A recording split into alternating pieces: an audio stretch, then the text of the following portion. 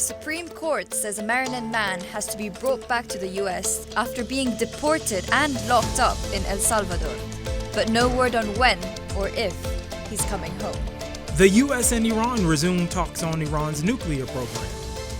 And candidates for mayor come to Columbia taking questions about the city, cuts to higher education, and campus protests. Those stories and more coming up on CJS News. Good afternoon. I'm Carolina Pedrazzi. And I'm John Williams. Welcome to CJS News. We begin with breaking news. Multiple people have been hospitalized after a school shooting at Florida State University in Tallahassee. Police are on the scene and students and faculty are sheltering in place. Police have one person in custody. And earlier today, Columbia students and professors gathered on campus to mark 1 year since the Gaza Solidarity encampment. Protesters spoke out against the arrest of 2 Palestinian Columbia students and what they see as the university bowing to the Trump administration. I think a lot of the student body is scared. Scared to show up because of the chilling actions of this university. The protest started in the middle of campus and then demonstrators marched to Broadway. The Trump administration expands its crackdown on ICE arrests and deportations.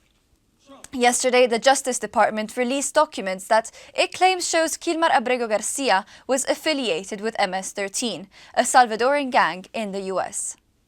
During a meeting at the White House earlier this week, El Salvador's President Nayib Bukele and President Trump refused to return Kilmar Abrego Garcia to the US. The Maryland man was wrongfully deported after an administrative error.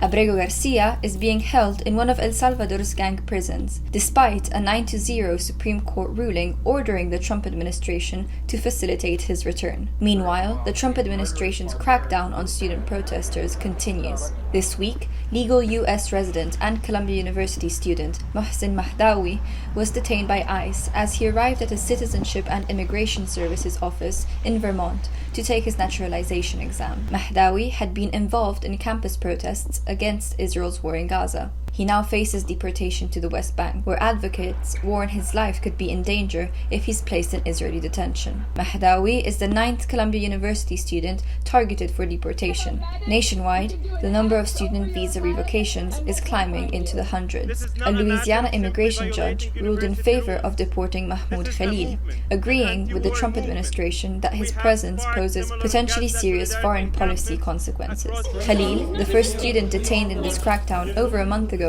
remains in custody, though he has not been charged with any crime. Rumeisa Osturk, a student at Tufts University, also remains in ICE custody despite a Sunday report from the Washington Post revealing the State Department had found no evidence that she engaged in anti-Semitic behavior or supported terrorism. In a statement obtained by NBC News, Osturk described the Louisiana ICE facility as inhumane and unsafe. She says her hijab was forcibly removed and her asthma has gone untreated. Across the country today, there are protests in response to the federal government's crackdown on college campuses. CJS reporter Yumna Sukar is live at one of those protests in Washington Square Park. Yumna, can you tell us a little bit about what we can expect to see over the next few hours? Absolutely, John. They're here today to rally against what they say is a loss of academic freedom. Organizers expect hundreds of people to turn up as they continue to march from Washington Square Park to here in Foley Square, with one goal in mind: the right to learn. Hundreds of students, educators and elected officials pour out of Washington Square Park ahead of a rally for higher education. Their message to the Trump administration: hands off their students and hands off higher education. Professors are not easy always to organize, and they often like to be in their labs or their offices or the library by themselves. And the fact that we have this unprecedentedly large coalition of university faculty groups coming together, and we're all organizing and making common cause, even though, we represent different kinds of institutions and different types of employment. Over 100 college campuses and education coalitions across the country are involved in this day of action, rallying delivering petitions and hosting panels to demand a future free from coercion and censorship in higher education.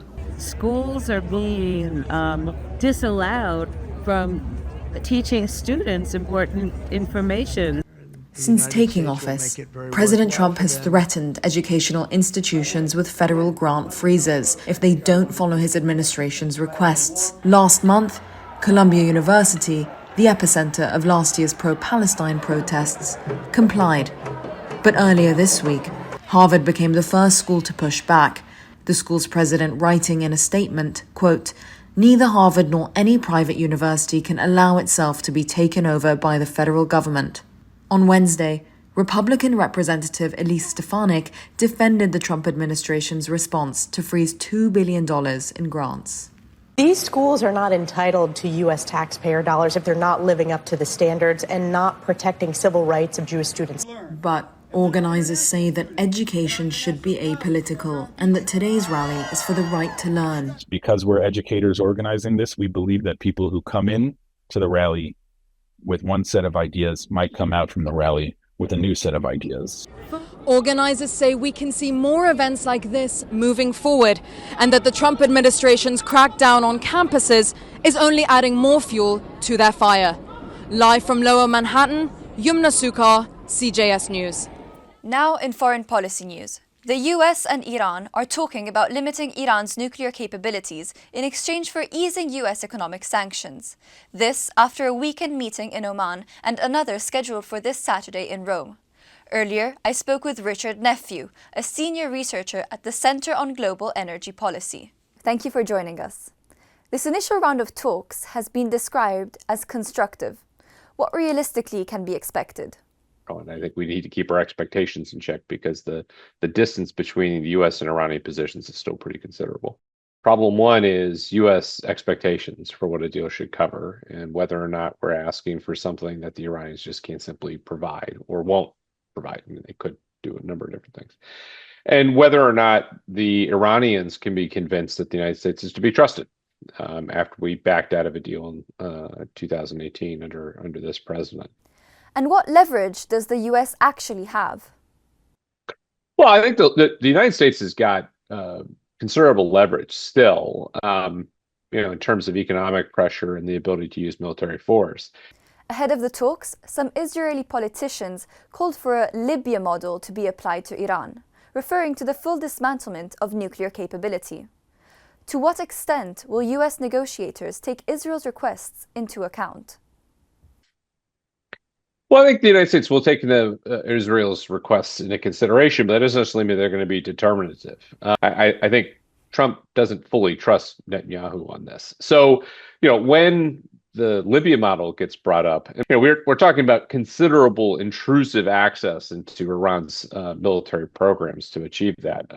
I can't conceive that is seen as a positive in Trump's mindset as he's trying to think about how to balance all these various different interests. Mr. Nephew, thank you again for your insights and your time. Closer to home, the New York City mayoral race is heating up, and the journalism school hosted a campaign forum. Reporter Christine Stoddard was there, and she joins us with the story. Christine. There are 10 candidates running for mayor. 6 of them joined the forum and got a chance to share their vision for the city and take questions from Columbia students. On Monday, Columbia Journalism School hosted a mayoral forum.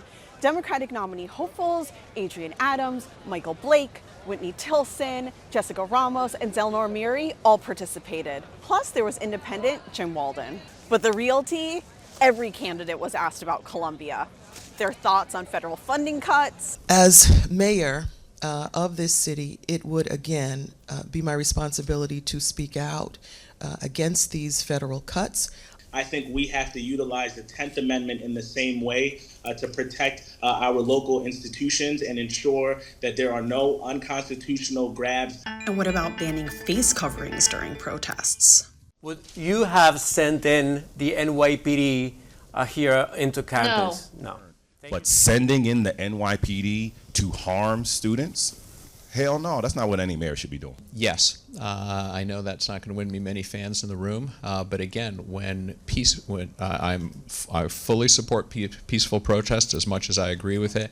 When it comes to storming buildings and vandalism and so forth, I would have liked to think campus security there should have been more campus security. It was creating a very unsafe environment for Jewish students. And what about banning face coverings during protests? Face coverings has never been a good idea. This is why we got rid of it with the KKK. This is what allows people to go from speech to hate speech to hate conduct because there's no consequences. Face coverings are a bad policy regardless of who the protesters are. Christine, how did the audience react to all of this? Well, definitely Tilson's remarks about anti-Semitic behavior taking place on campus got a reaction. Carolina, I heard people say that that wasn't true and that those things did not happen. Thank you, Christine. John? Well, I hope you got your taxes in because this week was the deadline. CJS reporter Callum Foote takes us to Lower Manhattan, where demonstrators are protesting tax cuts for the wealthy. Callum. It's tax day, the day Americans dig through 1099s and W-2s. But here in Midtown, crowds have gathered to protest the growing wealth of billionaires. Protesters with the People's Forum, a left-leaning group, used tax day to make a point, demanding the Trump administration use taxpayer money for things like healthcare and housing, rather than the military. President Trump recently announced the Pentagon's budget next year would increase to a record $1 trillion. So, when people say they're mad about their taxes, our answer should be hell yeah! Protesters gathered at the headquarters of the U.S. Postal Service, which President Trump has recently talked about privatizing. And they're taking our tax money and funding wars abroad when they should be building more schools. Since Trump took office, more than 60,000 people have lost their public sector jobs, according to the New York Times, including those of the IRS, who audited the ultra-wealthy. The president says the cuts have reduced government bloat. My administration will reclaim power from this unaccountable bureaucracy. What's clear from today's demonstrations is that these protesters believe that both major political parties are failing the American people. They hope to continue to organize and have scheduled another rally for April 19th. Midtown Manhattan, CJS News, Callum Foote. This is a big week for women's sports. The WNBA draft took place on Monday, but equal pay for female athletes is still a work in progress. CJS reporter Blythe Rees has that story and tells us about a new local business that's hoping to keep women's sports front and center. Here's Beckers. She shoots. Her jumper is good. And she scores. All eyes are on Paige Beckers. She led the UConn women's basketball team to a championship victory, and just this week was the first pick of the WNBA draft. The Dallas Wings select Paige Beckers, University of Connecticut. Her salary is projected to be about $79,000 for her first season, but the minimum starting salary for an NBA player is over $1.1 million. That's nearly 14 times what Paige is projected to be making. In the WNBA, the minimum starting salary is $66,000. That's nearly 18 times less than the NBA. Obviously, the off-the-court stuff is booming right now, but you would like to get paid for what you are the best in the world at. Yeah. And that's what the WNBA is. On average, male athletes make anywhere from 15 to 100% more than female athletes, according to a study by Adelphi University. This is despite the fact that in the WNBA, there was an 170% increase in viewership from last year to this year. And it's not just basketball. The U.S. national women's soccer team saw an 18,000-person sold-out crowd when they played Brazil last week. And even for the Olympics, 42% of people said that women's gymnastics was their top viewing choice. The last 2 years we've had watch parties that have been completely packed. Al Murray and Claudia Capriles are opening Athena Kiki's, a sports bar in Clinton Hill, Brooklyn that only shows women's sports. New York needs more bars showing women's sports and more bars just focusing on women's sports for sure. In 2022, the U.S. women's soccer team succeeded in their fight to be paid the same wages as the U.S. men's team. Congress also passed the Equal Pay for Team USA Act in 2023 that requires that all athletes who represent Team USA on a global stage get paid the same salary regardless of their gender. These are significant wins, but some sports, like women's basketball, are still waiting to even the score. Blythe Reese, CJS News.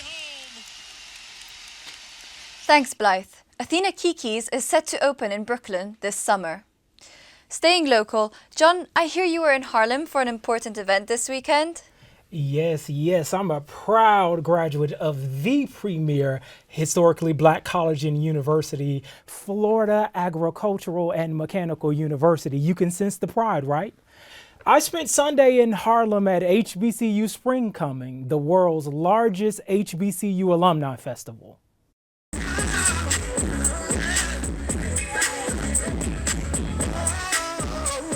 On Sunday, right here at Riverbank Park in Harlem, HBCU Springcoming, the world's largest HBCU alumni festival, was a chance for people who graduated from historically black colleges and universities and the community to come together for fun and fellowship. This is an opportunity for us to jumpstart that HBCU excellence, that black excellence, that black community that's really important, especially in this day and age. Sponsors like the U.S. Tennis Association, Indeed, and Disney Plus offer corporate support and engagement that helps expand this event's impact. To date, HBCU Springcoming has awarded nearly $500,000 in scholarships to over 150 students attending HBCUs across the nation. It's really important because we want to make sure our schools still exist. And so giving back to the community, giving back to the students, making sure that they get to have the same experience that we had is really important. Alicia Leonard's daughter, Adria, is one of this year's recipients who will be attending Florida A&M University and studying criminal justice. Her obtaining the scholarship, we are so grateful because it is definitely going to help with the burden, the financial burden. In a time when higher education institutions in this country are under attack, this community is providing safe space. Well, it's a lovely opportunity for the community to come together, John. Indeed, it was. It was a great time. This was the 10-year anniversary celebration, and it was amazing. And now a festival that's a feast of flavors. Dragonfest opened this week. CJS reporter Juliana Giaccone takes us on a tour of Chinese food and culture. I'm here standing outside of Dragonfest. It's the first day here, and this is the largest Chinese food festival in New York City. The annual festival in Manhattan celebrates Chinese food, art, and culture.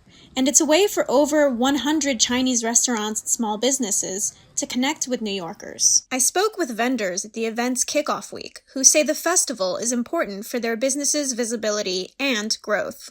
The owner of Bao Zhang started the business during the pandemic, and they have taken part in the festival since 2023. Because our store is in Flushing, if we come here to join the festival, it will make people know our place, and it increases the popularity of our business. Last year, over 500,000 people came to Dragonfest. While some vendors sell traditional Chinese dishes, others, like Huaxi, offer handmade treats with a contemporary artistic twist. This is their first year at the festival. The fact that we really just started this maybe a few months ago, and we're looking for opportunities just sort of to get in front of people. So much of it is, showing people that this product exists. Even if they don't buy, they know that we exist, where to find us. Owner Adeline Cui says the event comes at a time when celebrating diversity feels especially important. I like to think that being out here shows that we are proud and we're not afraid. Cui and others hope that sharing their food and culture will help their brands flourish and bring the city some much-needed joy. Reporting from Astor Place, this is Juliana Giaccone, CGS News. Oh my God. Did you see all of those options? They look so good. I know. I wish I had been there. Now I'm so hungry myself. That's going to do it for us. Thanks for watching CJS News. I'm John Williams. And I'm Carolina Pedrazzi. We'll see you next time.